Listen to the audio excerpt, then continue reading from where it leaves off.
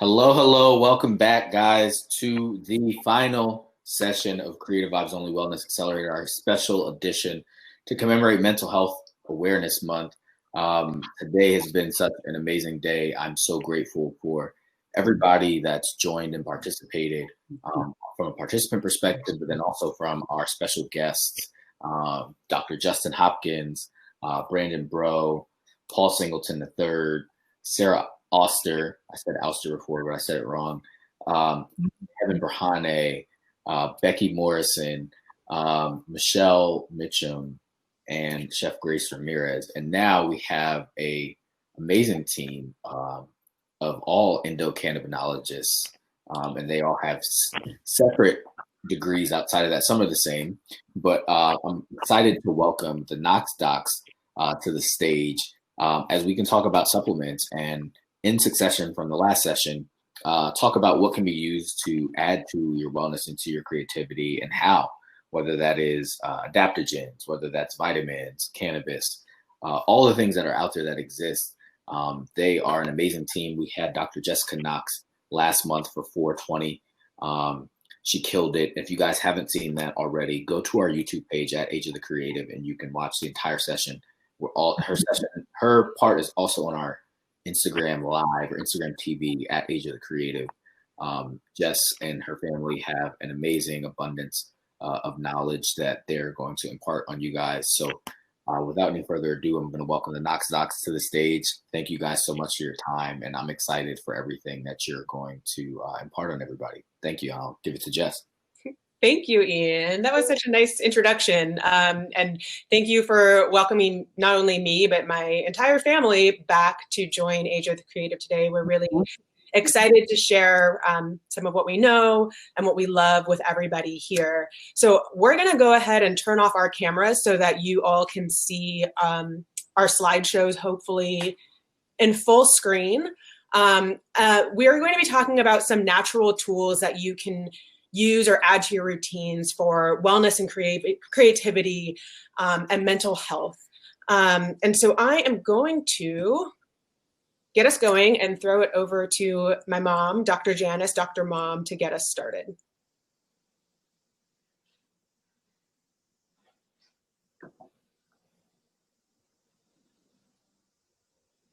Uh-oh, did we lose Mom? I think we lost Dr. Mom. So maybe I will get us started while hopefully they find their way back in here. So to tell you a little bit about who we are a family of physicians. We come from a variety of medical backgrounds: anesthesia, emergency medicine, family and integrative medicine, preventive medicine. But we all now specialize in endocannabinology. We call ourselves endocannabinologists. And what that means is we specialize in the function, dysfunction, and modulation of the endocannabinoid system, or ECS. So the ECS is the most important physical that you may have never heard of. Many people, including most physicians, have not heard of the endocannabinoid system, but it plays a critical role in our health and wellness, literally from before the time we're born until we die and leave this earth in a bodily fashion. So the ECS is what we can call in fancy speak an endogenous homeostatic regulatory mechanism. What that means is that the ECS is essentially a feedback loop.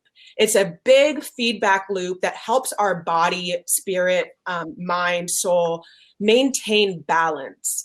And it does this through a network of receptors and ligands or chemicals that we call endocannabinoids that bind to those receptors. Oh, I think Dr. Mom and Dr. Dad are back. But endocannabinoids, as they sort of sound like, they kind of sound like cannabinoids, right? Like we're all familiar with cannabis. And the reason that this system is called the endocannabinoid system is because we only found out about this system by using the cannabinoid THC to find out where it bound to. And what we found was this incredibly intricate system that we now call the ECS.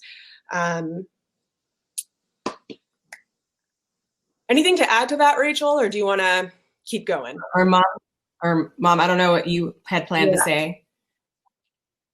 I'm here, and I just want to add a little bit to that. You did a very good job, Jessica, talking about the endocannabinoid system.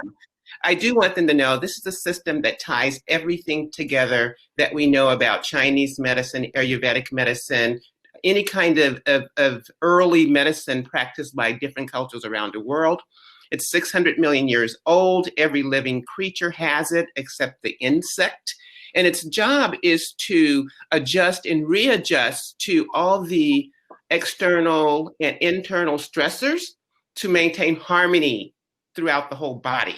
And that's its primary job, is to maintain a balance between all the physiological systems, but also to repair those systems and protect the body. And so this is a system that allows us to eat, sleep, relax, and to forget. And Dr. Jessica went over some of the major components, which are the cannabinoid receptors. And they're throughout the body, in every tissue and in every organ, down to the mitochondria.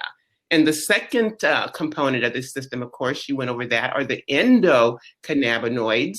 And these are the cannabis-like substances that our body produces to modulate or to influence that endocannabinoid system as neurotransmitters or ligands. And the last one are the metabolizing enzymes, the enzymes that make them or synthesize these endocannabinoids, but also degrade them, and also their uptake mechanism. So this is a system that it is important for us to understand the physiology and the pharmacology of things that work on this system. And it's important because as we go forward and create novel cannabinoid and cannabinoid substances that is going to influence this endocannabinoid system when it becomes dysfunctional, leading to some of our most well-known disease processes that we all experience every day. And nothing has brought it closer to mind than what happened with the COVID. This is the true link. The endocannabinoid system is the true link, or a true link, to the mind, body, and spirit, connecting all these things together. Awesome. Nice, Mom. All right, so as we said, we specialize in the care of the endocannabinoid system, studying its normal function and also the causes and effects of its dysfunction. But as doctors with a principal role of helping patients heal, that's why people come to us, right? They don't feel good. They want to help us get them to help them feel better. We have to understand how to modulate the endocannabinoid system, and that's what really defines its care. So when we say we're endocannabinologists and that we practice cannabinoid medicine, we're really talking about the care of the endocannabinoid system in terms of how we can modulate it so that it's optimally running to keep us healthy, well, and in balance. And we do these in several ways. We do this in several ways. One of those ways is through cannabis. So it's the first one listed here on the left. And we talk about cannabis as though it's a treasure trove of phytochemicals, because it is. But the most remarkable phytochemicals that we learned about are the cannabinoids. And so phytocannabinoids like THC, CBD that we know the most about, but also what we call our secondary or minor cannabinoids, CBG, CBC, CBN, which is a breakdown product of THC, and even their acid precursors. So THCA, CBDA, THCVA, if you've heard of those. And we can use those cannabinoids to treat deficiency, so endocannabinoid deficiency. We can use them as supplements, and we can apply them to modulate the endocannabinoid system. But that's not all that cannabis contains. It also contains hundreds of terpenes and terpenoids. And terpenes and terpenoids are the aromatic molecules that give all botanicals their aroma, their flavor. So when we think about essential oils, right, the essence of those botanical is full of terpenes, terpenoids. But we also have flavonoids. We have, which I should say briefly, flavonoids are full of antioxidative properties. They're highly anti-inflammatory. And then we also have fatty acids, amino acids, alkaloids, so on and so forth, right? All the molecules that other botanicals contain, but each with their own therapeutic potential. So when combined in a whole plant, it creates an effect that is greater than the sum of its parts. And we call that, in our space, the entourage effect. But cannabis is not the only thing that modulates our endocannabinoid system. So we have other substances and even practices that are beneficial to our endocannabinoid system, health and tone. And these are, and my mom said this before, these are what we call cannabidiol. These are things that mimic or promote or enhance cannabinoid activity and endocannabinoid system tone. So, you know, Jesse, all we're seeing is the flickering early slide. Are your slides advancing? We're on the right slide, Dr. Dad. Yeah. We're on the right slide. Sorry, everyone. Okay. Looking for Yeah. Gotta love family. All right. So where was I? Talking about practices. Okay. So yeah, cannabimedics. So these are substances or practices that modulate the endocannabinoid system. But we're here to talk about substances. Many people today have already talked about practices that are cannabimimetic. So if you did not know already, activities like yoga or meditation, deep breathing, massage, acupuncture, exercising, prayer, going outside, kicking off your shoes and grounding, we consider those all cannabimimetic practices. On the flip side, we have our substances, and we'll dive right into that in just a second. But what we commonly refer to as cannabimimetic substances, or more colloquially known as vitamins and minerals, adaptogens, other natural foods, herbs and spices, and other botanical treatments. Awesome. Love it. With that, let's get into some of these specific substances. So we're going to start with cannabis. Rachel already gave us a wonderful breakdown of the various phytochemicals that we find in cannabis, between the cannabinoids, terpenes, flavonoids, etc. I'm going to highlight, and in general throughout this presentation, we are not being exhaustive of all of the amazing phytochemicals and substances that are out there and available for wellness, but we're going to highlight some of our favorites and some of the most available ones that you can think about adding to your own routines. So with cannabis, we think primarily about the cannabinoids and the terpenes, because these are some of the like major active ingredients, right? There are lots and lots of ingredients. You know, we say in every cannabis plant, there are over 400 pharmacologically active phytochemicals. But the cannabinoids and terpenes are sort of the primary major ingredient. And when it comes to the cannabinoids, most of us are familiar with THC and CBD. That's because these are the two phytocannabinoids that are most prevalent in cannabis plants. They're there in sort of the highest concentrations, and certainly in the current market, THC and CBD are the primary cannabinoids you're going to see, whether it's at a dispensary or if you're at a grocery store, you're probably seeing lots of CBD stuff these days. So THC, of course, is the phytocannabinoid that everybody knows for causing the high or the euphoria, the sort of intoxicating experience of cannabis. And CBD is very popularly known as the calming, relaxing, it's not going to make you high cannabinoid. And it's true, it won't make you high or euphoric or intoxicated, but we think it's really important to help people understand that CBD is in fact psychoactive, because by its effect of helping people relax or reduce anxiety, that means it is acting on your cognition or behavior or your mindset. So those are THC and CBD. Then we have the terpenes. And the terpenes, as Rachel described, are these aromatic compounds. They give the flavor and fragrance to every single botanical that is out there. So your fruits and vegetables and flowers, they're getting their aroma, their scent, and their flavor from terpenes.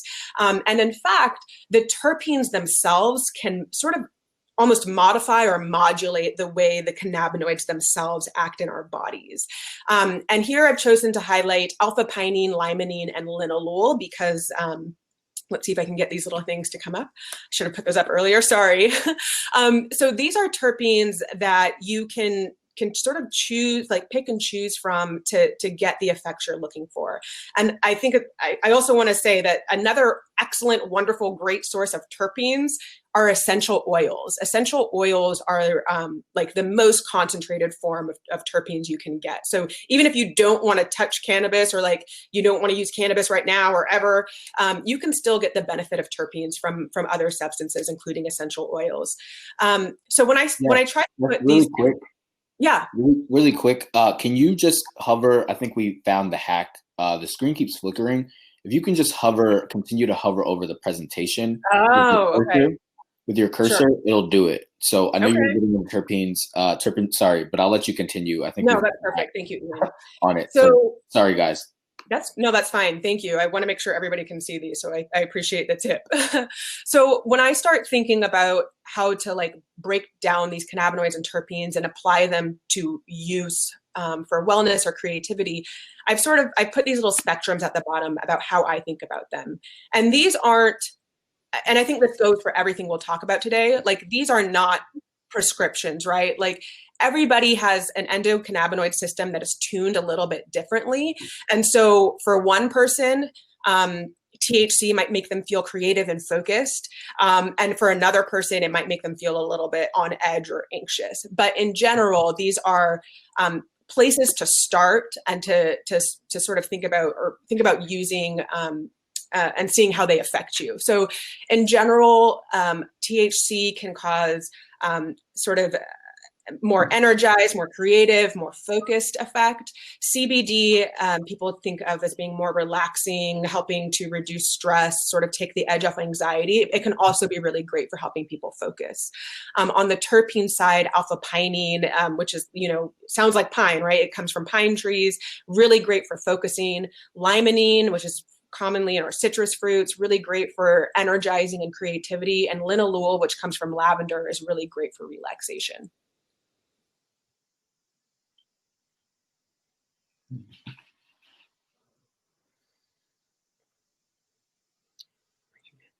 Dr. Dad, we're on to vitamins and minerals. Okay. Well, we were having some problems here, and I think we're still having a problem. The slides were not advancing for us here, so I'm so sorry to break in on that. But as long as people are seeing the right slides, I'm not going to worry about what's showing up on my computer here. So we wanted to talk about, the vitamins and minerals, just, supplements that a lot of folks are using. And, why are we considering these cannabinoid? What do they have to do with the endocannabinoid system? But I think this kind of takes us into the concept of what we call the endocannabinoid dome, because it involves a whole lot more than just the classic endocannabinoid system.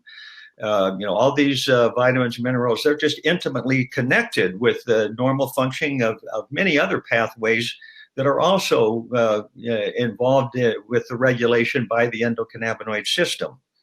So this slide shows just a few examples. For example, starting with vitamin C, it has a lot of actions in the body, but primarily it's a strong antioxidant.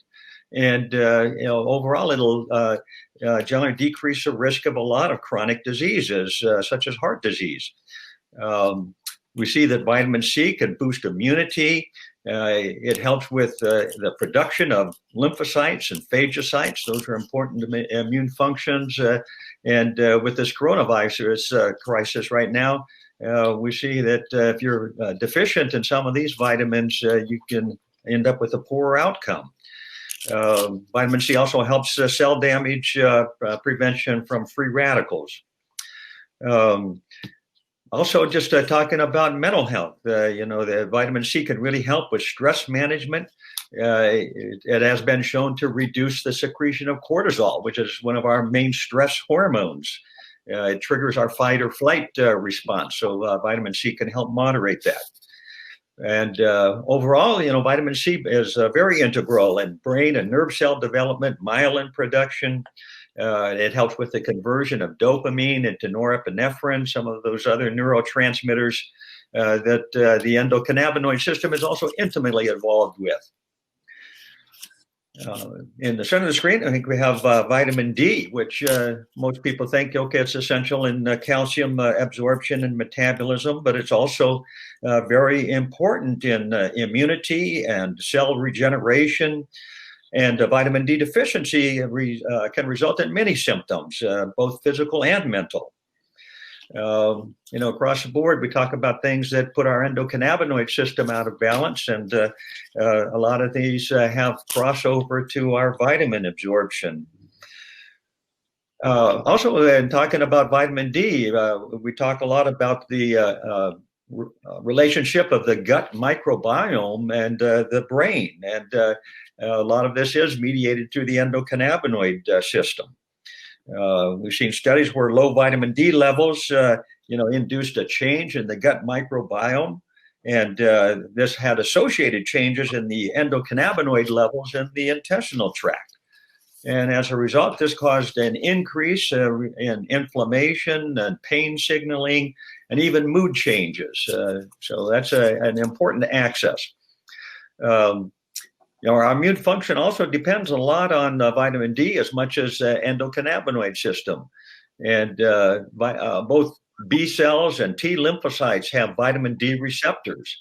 What they've also shown is that low vitamin D levels can be associated with autoimmune disorders.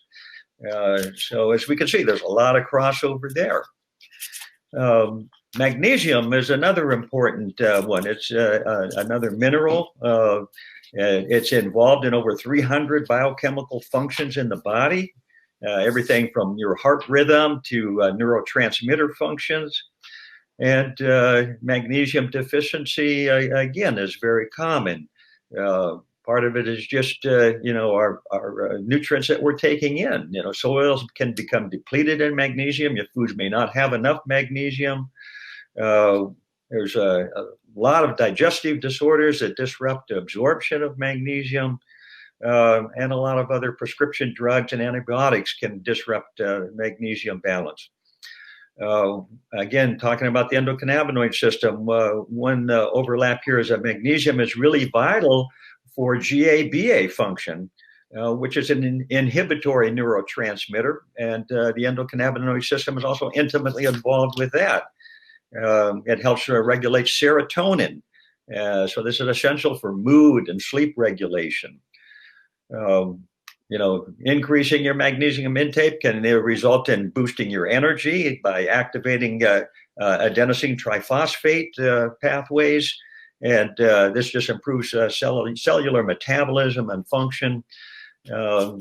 So again, I just want to get the concept that, nothing works in isolation, and there's a lot of overlap with just simple nutrition and good function with our endocannabinoid system. Amazing. So thorough as usual, Dad. All right. Thank you, Jeff. So moving into adaptogens. Adaptogens, I think, like CBD, have been really hot over the past year or two.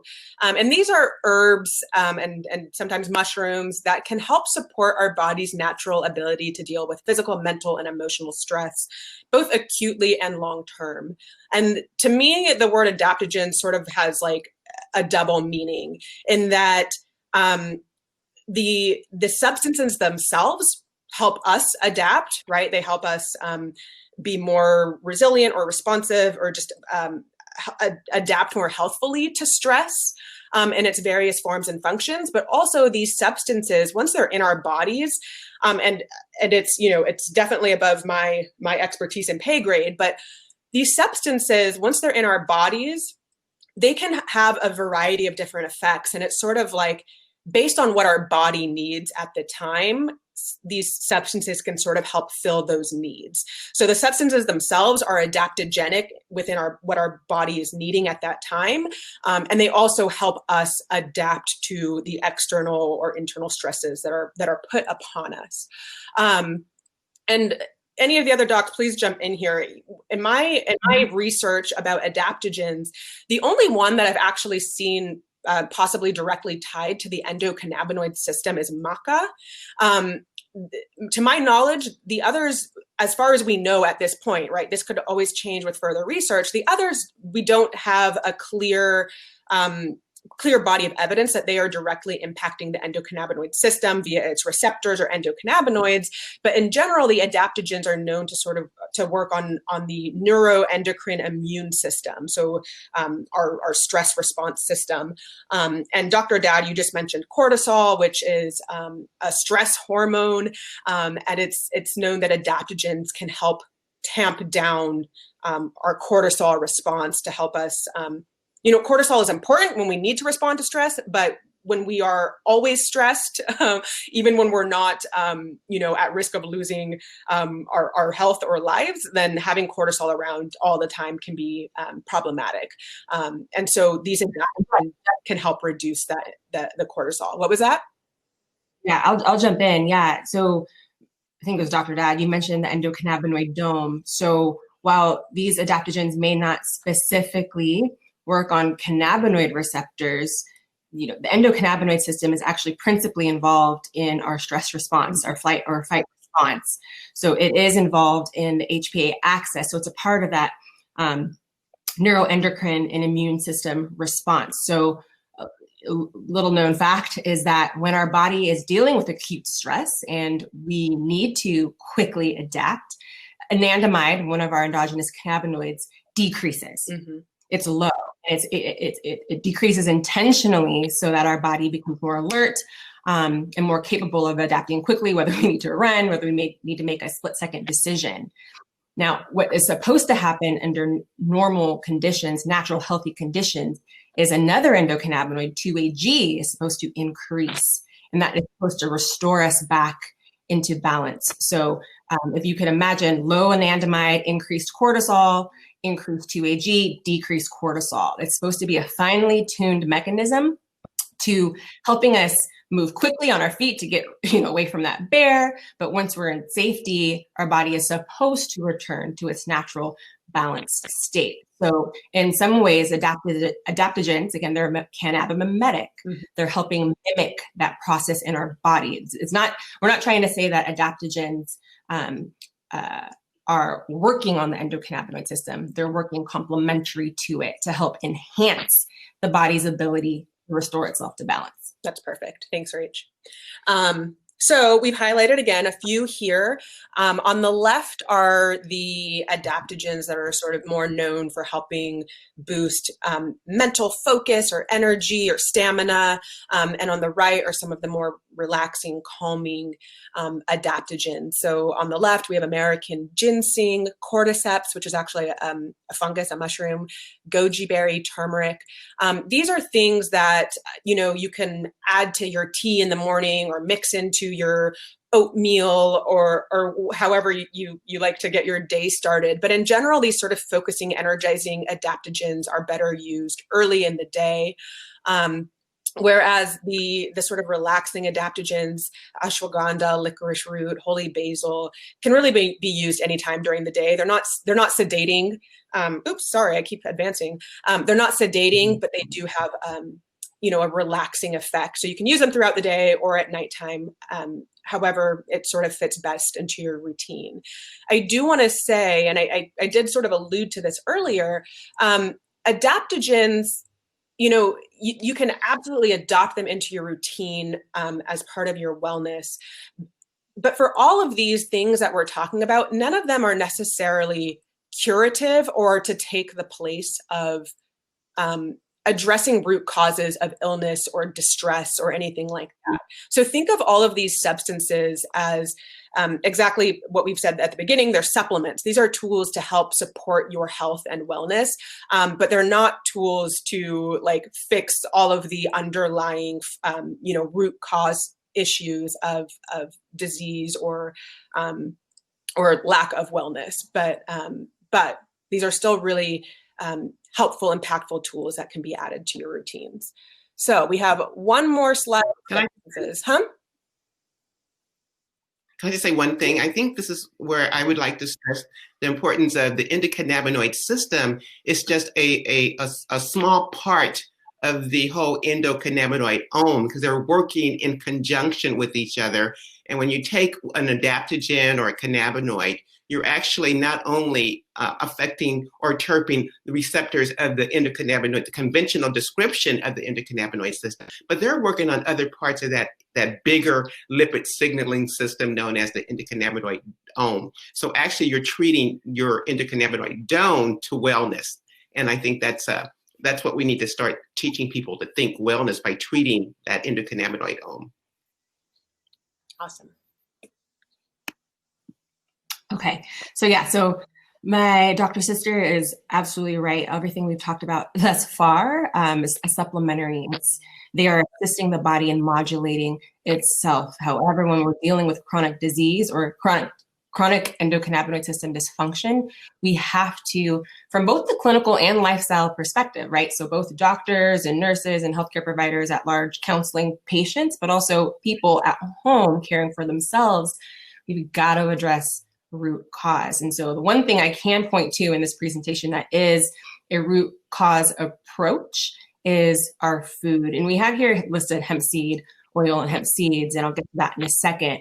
But I would like to stress that what is typically recognized far too late clinically and lifestyle is that food plays a foundational role in our health. And I say that it's often recognized too late because there's irony. It's the last thing we think about when we're not feeling well, but it's the very first thing that we need for our survival, right? Not only do we need to eat to survive, but we literally are what we eat. So that food has taken such a last resort, a last place position in our lives. It's only been to our detriment. So it's critically important that we consume natural whole food diets as a means to restore balance and to reverse disease. And our diet should be full of a variety of natural vitamins and minerals, as we've discussed and other people have discussed today. Broad spectrum macronutrients, all of that is cannabinomimetic. We keep throwing that word around. But the one thing that's taken for granted in today's society is our body's dependence. I'm going to repeat that, dependence on healthy fats. We're so afraid of fats in this society, but our body is dependent on them and essential fatty acids, omega-6 and omega-3 in particular. Now, so these are polyunsaturated fatty acids, and we call them essential because the body requires them. It cannot make them for themselves, but we need to consume them because omega-6 and omega-3 fatty acids are what make our endogenous cannabinoids, our endocannabinoids, anandamide and 2-AG that I mentioned. So our body relies on our consumption of these fatty acids to make endocannabinoids that we need to help us remain in balance, healthy, and well. And omega-6 and 3 fatty acids can be found in a variety of foods. Fish, flaxseed, chia seeds are probably the most common examples, but also in hemp seeds. And I love that hemp seeds takes the number one place on this list because it circles us right back to cannabis. But what we need to know is that hemp seeds and hemp seed oil contain the perfect omega-6 to omega-3 ratio, that 3-to-1 ratio that our body requires to confer balance and to maintain that tight control over inflammation. Too much omega-6, especially omega-6 coming from our heavily processed foods, right? Our hydrogenated or partially hydrogenated fats, they're pro-inflammatory. We've tipped that balance, right? The key being balance. We've tipped that balance into an inflammatory place, whereas omega-3 is anti-inflammatory, but we really need the balance of the two. Again, hemp seed oil contains that perfect balance. So it's very common that we make the recommendation to all people, and we heed our own advice in taking 1 to 3 tablespoons of hemp seed oil daily so that we can be sure in very simple fashion that we're consuming a proper omega-6 to omega-3 ratio so that we're making our endogenous cannabinoids. Okay, so another cannabinomimetic that you guys may be hearing a lot about, the mushrooms, and psilocybin in particular. Psilocybin is one of the classical botanical psychotropics that's getting a lot of attention today. And this renewed interest can be attributed to people starting to use some of these, what we call traditional medicines, or should be called traditional medicines. And I think the bigger folks in big business and World Health Organization and National Institute of Cancer are realizing that people are using these more natural botanicals to take care of problems that they couldn't address using conventional medicines.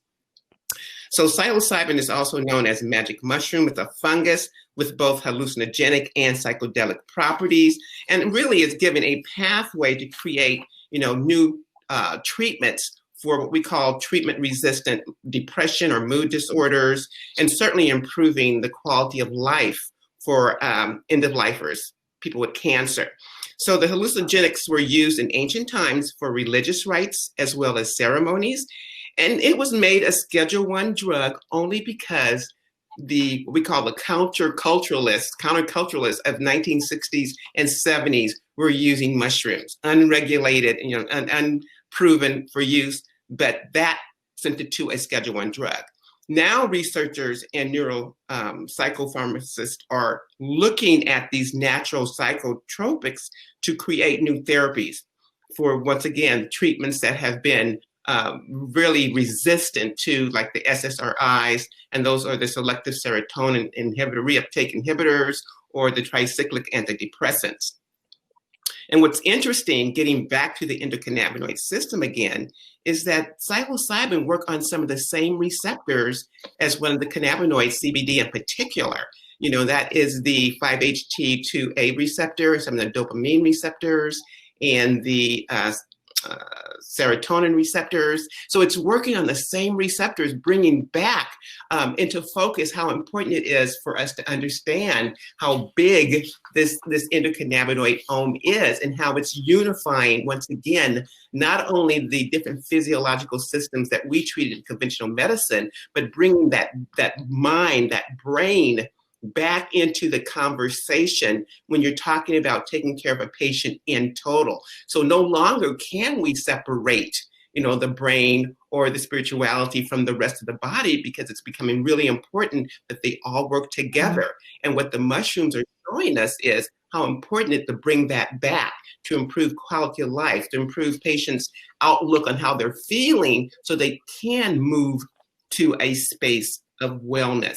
So we're going to see a lot of changes coming from, the mushroom world. There are certain initiatives going on globally to push it forward, and coming from places like the World Health Organization, the National Cancer Institute, the National Institute of Mental Health, are all working with initiatives, not only on the mushrooms, but on what we call traditional medicines, period, the more botanical medicines. So as we see new things happening, it's becoming more and more exciting how we're seeing things that were used in the past coming back, because patients are demanding it, and we need to be able to listen.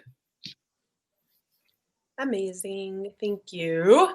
So that brings us to the end of our quick, long-winded rundown of natural tools for creativity and wellness.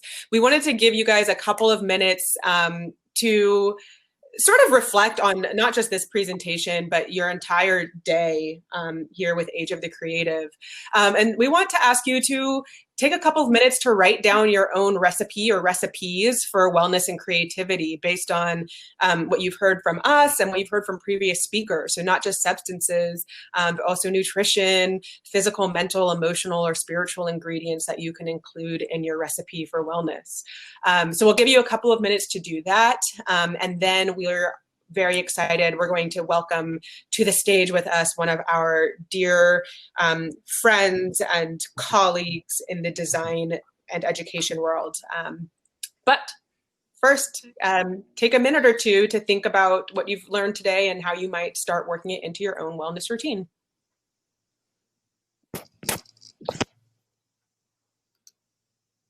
And I think we can, oh, you guys already have your cameras back on.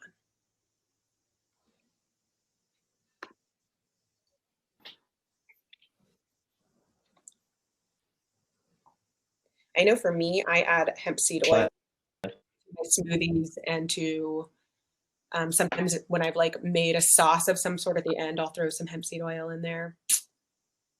I know Mom, Dr. Mom, you have a wellness routine that you do every morning with various substances. Yes. It's delicious. I get her to make it for me. Okay.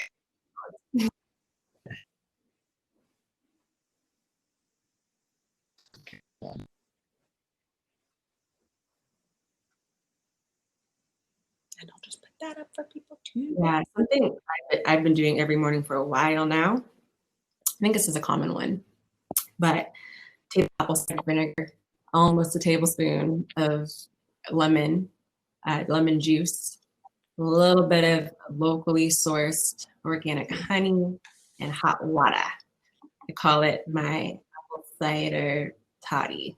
No alcohol, but that's how I get my morning started. Apple cider toddy.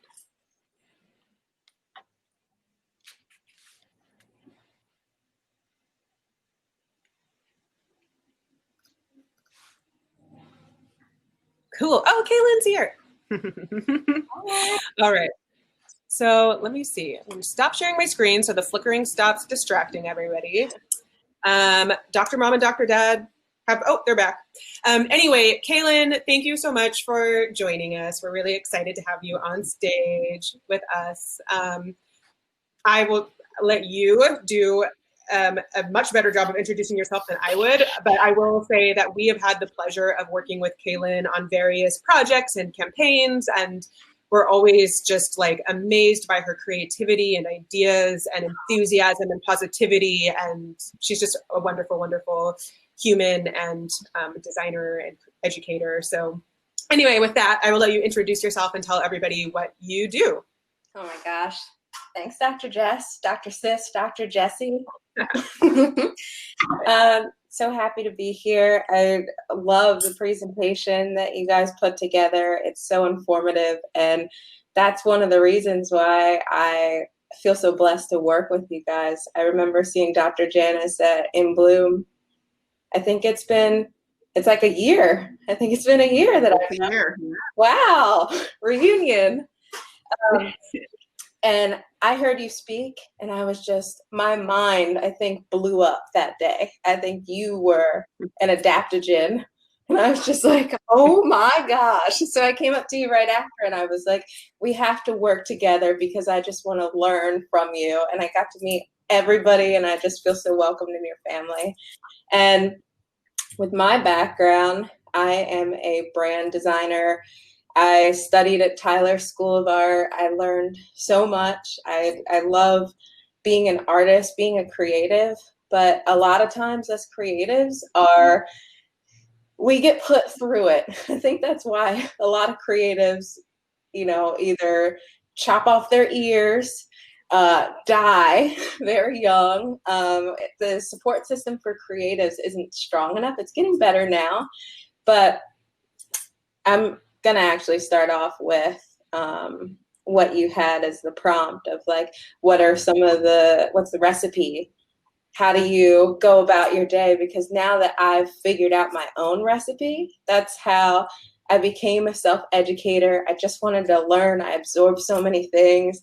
I started Green Thumb Education, a company where I could take all of the basics from wellness, because I want to learn a little bit about everything. And then I want to teach everybody in bite-sized pieces so that they can retain the information and then be able to teach other people very fast. So that's my goal with my company. But it feels really nice because I'm not a doctor and you're the doctor. So I can come to you when I don't know what I'm talking about. And you're like, please, please teach me more. But in my plethora of research, actually even a couple weekends ago, I did the psilocybin, and I wanted to stress the importance of that setting and intention. Mm-hmm. Because with anything that you do, I mean, I pray over my water, I pray over my food. It's whatever you're doing, you should do with intention. And it changes your mindset when you get it. It gets easier. At first, it's kind of weird. It's like, am I praying over the oranges that I eat? Am I doing those things? But it's like, once you start to realize that it's a blessing to have access to water, to have access to good nutritional foods. And then your body, you have all of your cells. Dr. Janice, you said that your endocannabinoid system works down to the mitochondria. It's like, why not pray over the food that's going to be working to make you feel better? So I'm praying over my food. I'm starting out my morning, still in my bed, haven't moved anything, and I'm just thinking about myself floating down a river and just going with the flow, just even for 5 minutes. Nothing crazy. Smoothies. I now do hemp seed because of you guys. So I've learned so much. Yeah, I just sprinkled them in it. At first I said have hemp seed. I was like, how do you get hemp seeds? So I think if there's any advice for everybody out there is to just be curious and just keep asking questions, and don't feel like you're dumb. Don't feel like you can't do something just because of the fears that you might have. Just if it's like, I don't know hemp seeds, how can I get them? What brand do you recommend? So that's how I start out my morning. And then those cannabimedics, whether it is like walking or breathing or just kind of basic things that I really love. And it's going to be different, just like our endocannabinoid system is different per individual. Those things that you love are different per individual. I tell people, I don't like running. That's not my thing. Come on, my knees? I can't do that to my knees. So I just go for a walk. So I think the more, and what I love about cannabis as a wellness tool, the more that you start learning about it, the more you start learning about your body, the more you start learning about intention, you get closer to yourself. Mm-hmm. And we always talk about the power of yourself. Dr. Rachel, I know we talk about that all the time. But once we, and I won't keep running on because we all want to share, but once we start to discover ourselves as the creatives that we are, as the people that we are, the humans that we are, and we're activated, there's no stopping what we can do. So that's all I want to do, just empower people and support other creatives, because there's no need to be depressed. We don't have to be depressed. So the more that I can support, the more that I can give the tools of that support so people can find their individual selves, I feel set. Yeah. I love that. Thank you all. Your mission, your purpose, your why, which is so important to have the why. But one thing you said that made me think of this terrible joke that I tell. I mean, it's not unique. I'm probably not the only one who tells this bad joke. But I'm like, cannabis is a gateway drug. It's a gateway to health. And it's so nerdy, but I truly believe it, because more often than not, people come to us, or they like come to cannabis thinking like, ooh, I'm going to get some cannabis. Like, it's going to do whatever it's going to do. Yeah. But if they're curious and asking questions and really wanting to be well, cannabis is literally a gateway to health. Yeah. Because once you understand how cannabis works, then you start asking questions like, oh, so I have this endocannabinoid system. What else works on it? Or like, what else can I do to make it better? Or like, why haven't I been given this information before? Right? You start asking all of these questions that lead you to understand more and to connect more and to go on sort of your own health and wellness journey, which is another thing that I do love about cannabis. One thing that we talk about regarding cannabis a lot is that it is a very personal medicine, right? Everybody responds a little bit differently to everything. And, in this world where we've sort of been conditioned to just like, we go to a doctor and we get drugs, and those drugs come in 5, 10, or 15 milligrams. And like, we've been conditioned to think that like sugar is sugar is fine. And as Rachel was saying earlier, fat is bad. Like, we've been removed from our individuality to our own detriment. And cannabis is such a personal medicine, and these adaptogens, and these vitamins and like, they're all so personal. Like, you have to do some trial and error or time and titration to find what works best for you. And in a way, I just think that reconnection is really important and powerful and beautiful. Yeah. And one thing I want to add to that, Jesse, one of the things that cannabis has done for me in thinking about how it led to the discovery of the endocannabinoid system, which led to the understanding of our own spirituality, right? How everything works in conjunction and in collaboration and harmony, but also appreciative of the gifts that the earth has given us in cannabis, standing in the dirt, reconnecting to earth. You know, we wear shoes all the time that insulate us from the earth.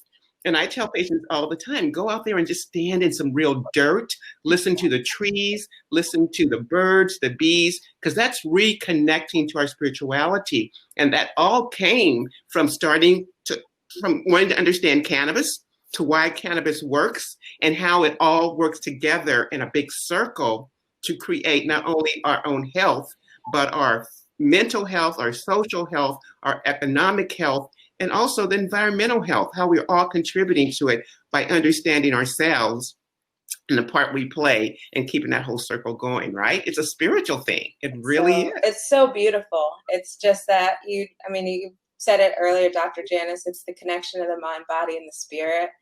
And then you start to realize how well we're all connected at our basic level. That's where we all are. And it's just, it's a beautiful thing. It gets me so excited as a creative to have understanding of it and the awareness. The awareness in general is just, so I know that it's a beautiful mission that we're all on. And as long as we just keep waking people up to the fact that this information is available to them, I think that's the biggest thing. For the longest time, we couldn't have the information, and it's an ancient medicine, and the earth is ancient, and here we are just in modern times, just trying to make it more prevalent. Get back to it. Get back to it. I think, we all have a little bit of creative in us. Calan, you definitely pulled it out of my sister and myself since we've, known you. I love and it. What I want to say is that the creatives right now, so you, Calan, and everyone else who identifies as a creative, I think y'all are really the last holdouts. This world was not built, right? And when I say this world, I'm talking about the systems of this world. We're not built to protect us and sustain us. And I think creatives are attempting to be true to themselves, or trying to be authentic in a system, in an infrastructure that wasn't designed to help you thrive. And those of us who are less creative or don't identify as creative at all, we're blind, we're numb, And I think for all of us, cannabis and this whole natural movement is giving us something to revolt with, to rebel with, right? We're all itching for that reconnection, right? We are connected, but we've either by our own choices or through the system have been disconnected from our life source. And here we have the opportunity to fight the system through fighting for ourselves. Yeah, you and I do talk about self-actualization in that way. And I think people are starting to wake up to that. I don't even think people know what they're doing, but I think right, cannabis isn't trying to explain to a doctor or legislators why cannabis works, has forced us to understand how cannabis works, which has given us the opportunity to demonstrate how cannabis works. And we're starting to see the system sort of implode under the weight of that evidence. And the natural food movement is doing the same thing. The psilocybin movement is doing the same thing. So I think we all in this new whatever, I'm not even call it normal. I don't believe that there is such a thing called normal. In the next phase of life, I think we're going to be looking to creatives to help lead the way. And we're going to need to look to ourselves in our own creativity to participate in writing that new narrative. So that's where I think we're at. And I think every decision in our personal lives is to wake up and pray, give gratitude, give thanks to God, set an intention for the day, eat natural whole foods, create your tonic or whatever, eating a salad full of hemp seeds with hemp seed oil drizzled on top. Each one of those choices is a revolutionary act. right? And if we all do that, if we all become the best versions of ourselves, loving ourselves first, it's going to inevitably pour out into loving one another. So that's my. I love that you use that word self-actualization, Rachel. That's a beautiful word. And if anyone who's even remotely familiar with Maslow's triangle, that triangle of hierarchy of needs, where self-actualization is at the top. You know, my theory is it needs to be at the bottom. We need to teach people to self-actualize first, and then see how their lives develop using all the tools that we've been blessed with. But we need to encourage people to self-actualize first. Know who you are, you know, respect yourself, make that connection with your talent and the earth. And so if we can start thinking in that way, if we start encouraging others to think that way, we'll see a lot of changes. We need people to self-actualize. Yeah. Yes, that's a talent. That's a God's gift. He gave all of us gifts. And the big sin is not to recognize your gift because you weren't taught to care about what you feel, what you need, and who you are, and what that talent you were blessed with. So self-actualization should be, that pyramid needs to be turned upside down, where self-actualization is first. Let's flip it and put your name on it. Janet's Knox's hierarchy of needs. In design. Is anybody? This was amazing. I'm just so grateful. It was. Calan came in, and I didn't. You know, Calan just came in and just like hit the home run. And this was perfect because I think you guys bringing food together, spirituality, kind of like this all worked. You know, this is how I wanted to build the programming so that it worked in succession and could be beneficial to everybody. Are there any questions from the participants as far as like people here? I know we just got the notice that the sessions are starting now, the networking, the expo. So I know Justin, Dr. Justin Hopkins is coming back. Knox Docs, did you guys set up a booth? No, I don't think we have one. I don't think So so. I'm sure Okay, we can. Calan. Well, maybe I think Calan did, and Calan can invite you to hers actually. Oh, All right, I'm gonna keep going. Yeah, I don't. Let me see if anybody has any questions that we didn't address. Okay, Suzanne said this is a great chat, super helpful. Thanks for getting in, Suzanne. Finally, Jessica Fiorella. Okay, anybody else have any questions before we wrap? And I recognize, guys, because of the delay when we were ending the earlier sessions, you guys just got cut off on the bars, and so I apologize. I didn't recognize the delay. It ends when everything else ends. Knox Docs, we know you're at the Knox Docs on IG. Calan, who are you? Where are you at? Where can we find you? Are you in Portland as well? I am not. I'm in Philly. Okay. Yep, but you can find me at Green Thumb EDU. That's where I kind of live. Okay. Knox Docs, anything, and Calan, anything in the queue coming up that you guys are excited about that you want to share? Oh, Cannabis Grand Rounds. We have Cannabis Grand Rounds every month. Last month, well, we're still in May. This month, cannabis and viral illnesses. June will be on autism. So cannabis and autism. You can learn more about that at adventacademy.com. And Cannabis Grand Rounds is a monthly webinar series where we talk about, you put in the chat, where we talk about current events, the latest in cannabis science and research, and clinical case studies. Perfect. This is amazing. And, you know, there's so much. I got Jess, I'll talk to you offline. Bunch of stuff transpiring. For everybody that didn't, as we put in the thing, there are some polls on the side. We definitely would love and would need your feedback just on the day. It's 2 or 3 quick questions. And then if you go to the expo page, everybody that's participating, we want to send you something on behalf of our partners and our sponsors from Curaleaf. So if you just fill out that form, we'll have a gift for you and some stuff we'll follow up with as well, just as, you know, part of our wellness toolkit. Any last comments from anybody else that's in the room as far as participants that are here that we haven't heard from? Anybody want to share anything? How has this helped your wellness? Even answer in the poll. We'd be grateful to just hear it. So I'll give you guys like a minute to kind of chime in. But Knox, Docs, and Calan, if there's anything else you guys want to say, just because there's a 20-second delay. I also have a cannabis basics class through Green Thumb. It's free.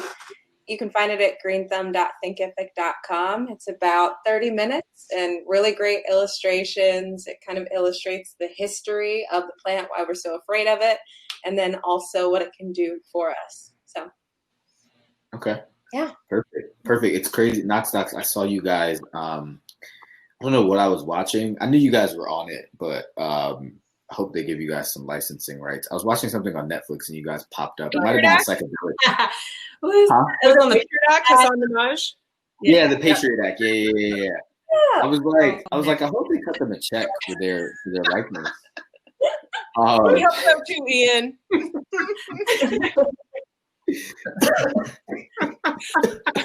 I did. I watched that episode on cannabis with Patriot Act. It was good. Oh, shoot.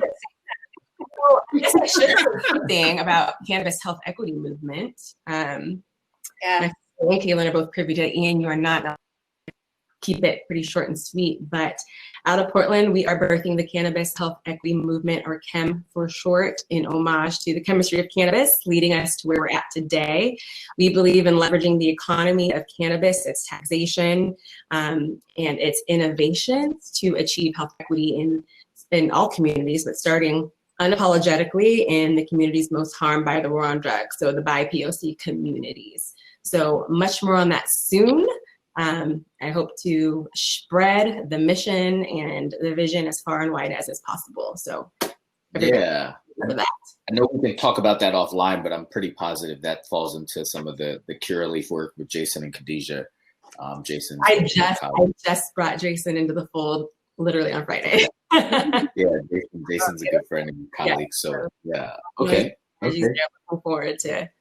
Yeah, I'm sure Khadijah, everything you just said, Khadijah would just love to hear it. Jess got a chance to rap with Khadijah on 420, so she's behind the corporate and social responsibility for Curaleaf.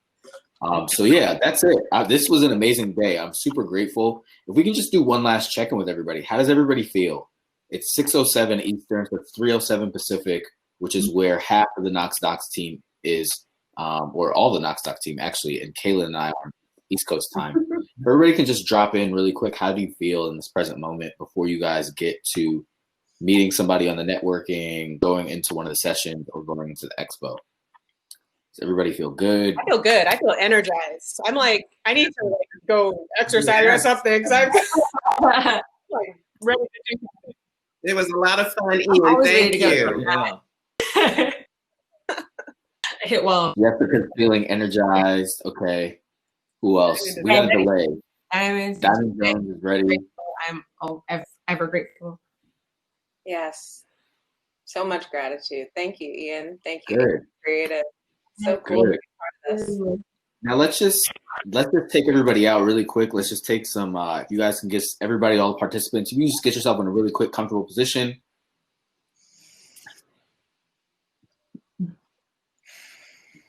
Leslie, thank you for your feedback. And as you get into a comfortable position, just close your eyes really quickly. And let's just take a few last breaths together. And as you take these breaths, like I said, the first word is the in breath. The second word is the out breath. In and out. Calm. Ease. Present moment. Wonderful moment. Let's do that just one more round again. Just recite those words to yourself at your own pace.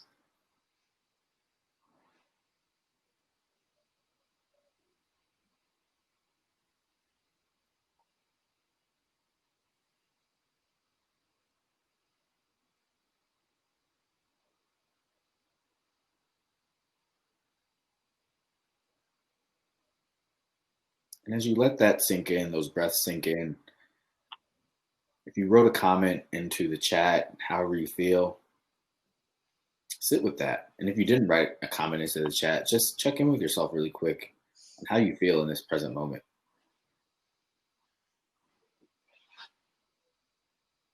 However you feel, it's okay. No judgment.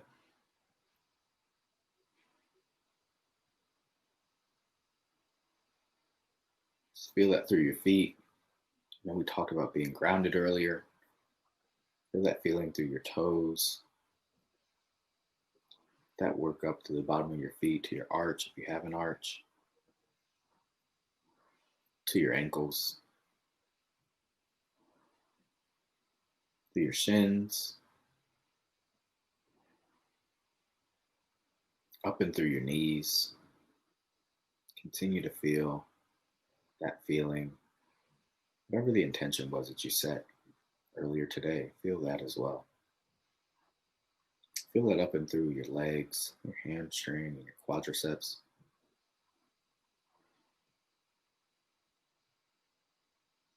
Up and through your hips and your pelvic area. Up through your abdomen.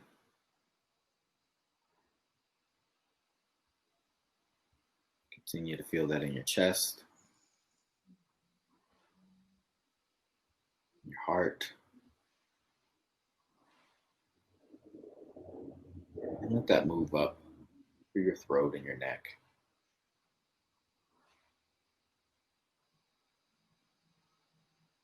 Feel it in your face. And it go up through your cheekbones and your mouth. As it goes up to your cheekbones, just gently smile on yourself. Give yourself some gratitude for being here, for taking a couple hours out of your weekend. Just work on your mental health, your wellness, making yourself better, a better creative, better artist, better creative business person. Feel that smile, feel that feeling. Continue to feel it up through your face, the crown of your head.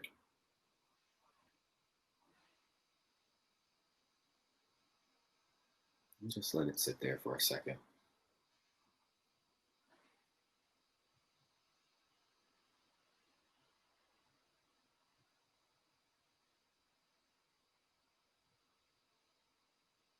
Let it just come back down through your face, in between your eyebrows,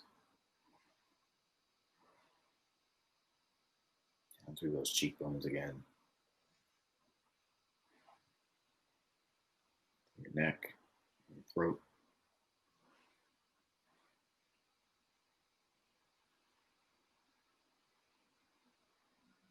Down through your deltoids and your shoulders. Feel it go down into your arms, biceps and triceps, and even your elbow. That feeling go down into, and that sensation go down into your forearm, through your hand, all the way down to your fingertips.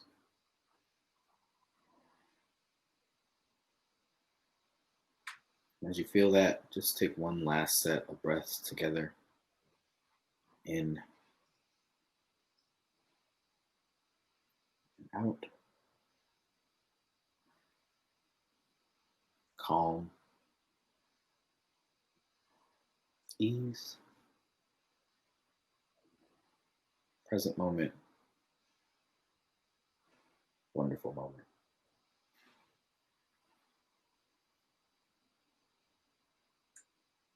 Gently just tell yourself, say quietly to yourself, you don't have to say it out loud. May I be free from pain.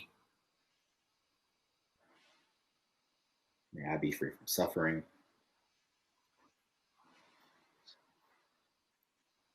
May I be happy. May I live my life with ease.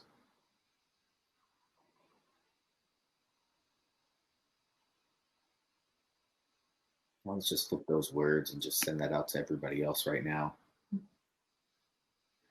that didn't have the opportunity to chime in with us today, and everybody else that may be facing a challenging or difficult time, no matter what that may be, whether it's COVID. And let's just say may all be safe and free from pain. May all be free from suffering. May all be happy. And may all live their lives with ease.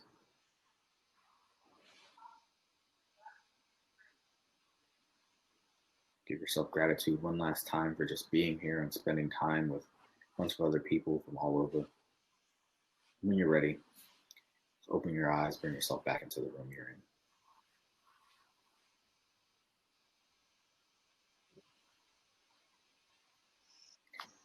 Thank you guys for being here. Please head into the sessions. I'm sorry we're late for the sessions. We're going to go till 6:45 for the expo. Be sure to go to the expo page and sign up. Put your address in for Curaleaf so you guys can get some gifts that we have for you with the sponsor.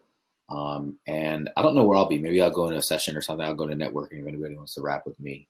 I'll be somewhere. So thank everybody for joining. Thank you, Knox. Thank you, Dr. Justin Hopkins. Thank you, Pastor Heaven Berhane. Thank you, Becky Morrison. Thank you, Brandon Bro. Thank you, Calan Malin. Thank you, Knox, Dr. Rachel, Dr. David, Dr. Janice, Dr. Jessica. Thank you, Paul Singleton III. Thank you, Sarah Outster. Thank you, thank you, Michelle Mitchum, and thank you, Chef Grace Ramirez. And thank you for everybody that commented, Ashley Blackman, Jessica Fiorella.